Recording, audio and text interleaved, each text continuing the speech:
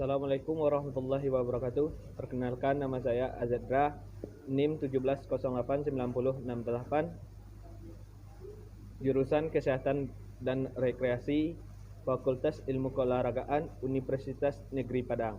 Baik, kali ini saya akan menjelaskan materi tentang perkuliahan anatomi terapan. Yang pertama, pengaruh olahraga terhadap persarafan. Yang kedua, sistem endokrin. Yang ketiga, genitalia maskulina atau alat kelamin pria. Yang keempat, genitalia feminina atau alat kelamin wanita. Yang kelima, darah. Dan yang keenam yaitu organ panca indera. Baik, di sini saya akan menjelaskan yang pertama sistem saraf pada manusia. Sistem saraf yang kompleks dapat dibagi menjadi dua kelompok besar, yaitu sistem saraf pusat dan sistem saraf tepi. Sistem saraf pusat terdiri dari otak dan sumsum tulang belakang, sementara sistem saraf tepi terdiri dari sistem saraf somatik dan otonom. Kedua sistem ini bekerja sama untuk mengendalikan seluruh aktivitas di dalam tubuh, baik yang disadari maupun tidak disadari. Bagian-bagian saraf pada manusia secara umum, sistem saraf terdiri dari beberapa bagian, yaitu otak, sumsum tulang belakang, dan sel-sel saraf atau neuron. Fungsi dari bagian-bagian ini saling berhubungan satu dengan yang lain. Contoh yang pertama, otak. Otak adalah pusat kendali yang bertugas untuk mengatur segala fungsi di tubuh, mulai dari gerakan, sekresi atau mengeluarkan hormon, daya pikir atau kognitif, sensasi hingga emosi. Yang kedua, sumsum tulang belakang. Sumsum tulang belakang adalah bagian dari sistem saraf pusat. Sebagian rangsangan yang sifatnya refleks bisa melewati sum tulang belakang tanpa melewati otak. Yaitu yang ketiga, sel saraf atau neuron. Neuron adalah unit kerja sistem saraf pusat, terdiri dari 12 nervus kranial. Semua nervus spinal dan cabangnya. Fungsinya sebagai pengantar informasi merupakan rangsangan atau impuls. Dengan adanya sel-sel saraf ini, baik organ maupun sistem gerak bisa memberikan respon sebagaimana mestinya.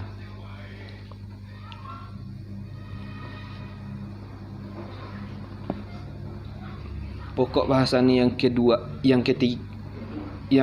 sistem endokrin. Sistem endokrin adalah sistem kontrol kelenjar tanpa saluran atau ductus yang menghasilkan hormon yang tersirkulasi di tubuh melalui aliran darah untuk mengatur organ-organ lain. Hormon terdiri sebagai pembawa pesan dan dibawa oleh aliran darah ke berbagai sel dalam tubuh, yang selanjutnya akan menjemahkan pesan tersebut menjadi suatu tindakan. Sistem endokrin tidak memasukkan kelenjar eksokrin seperti kelenjar ludah, kelenjar keringat, dan kelenjar-kelenjar lain dalam saluran gastrointestin. Cabang jaringan sekretaris disebut juga kelenjar internal karena senyawa yang dihasilkan tidak keluar dari tubuh. Jaringan sekret dibagi menjadi sel kelenjar, saluran kelenjar, dan saluran getah.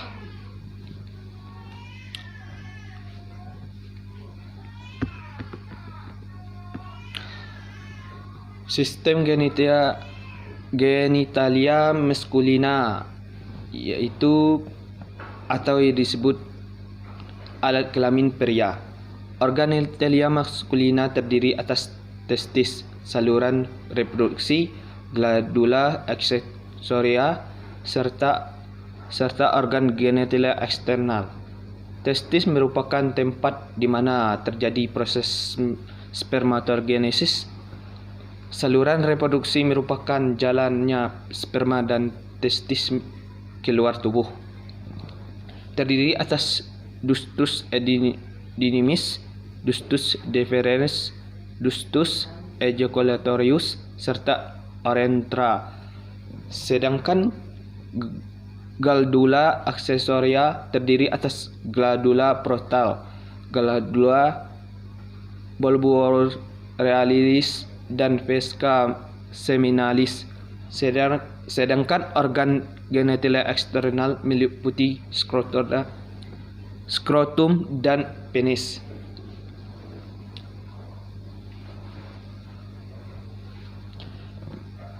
Sistem reproduksi wanita. Fungsi sistem reproduksi pada wanita meliputi menghasilkan ovum, menerima sperma, tempat yang kondisi untuk fertilisasi dan implantasi, serta tempat bagi pertumbuhan dan perkembangan bayi. Organ reproduksi wanita terdiri atas vulva, vagina, serviks, rahim, saluran telur, dan induk telur. Saat seorang anak wanita dilahirkan, organ reproduksi yang dimilikinya sudah lengkap, tetapi fungsi reproduksi tidak akan berjalan sepenuhnya sebelum ia melewati masa pubertasnya.